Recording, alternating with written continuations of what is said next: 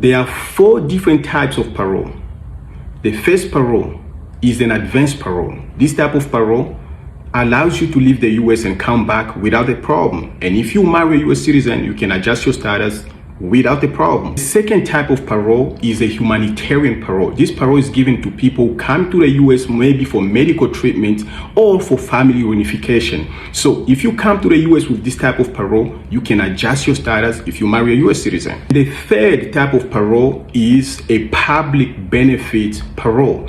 This type of parole is the parole that they actually give to people from Haiti, people from Afghanistan, people from Ukraine. So this type of parole, if you came to the US with it, it can allow you to adjust your status and get your green card or citizenship if you marry a US citizen. The fourth type of parole, it's called an interim authorizing parole or interim parole. So if you have this type of parole, interim parole, normally is given to people who came through the southern border without a passport and all they got maybe was an ID or a birth certificate. So if you have this type of parole, unfortunately, you are not or you wasn't admitted in the US, meaning even if you marry a US citizen, you never adjust your status and get a green card and forget citizenship. So if you enter the US and they gave you an interim parole and you have a pending asylum, unfortunately your asylum right now with Trump is going to be closed and they're going to request you to go back to ICE for a credible fear interview. And if you go back to ICE for credible fear interview with your interim parole, which most likely could be already expired, guess what? You are going in a lion's den,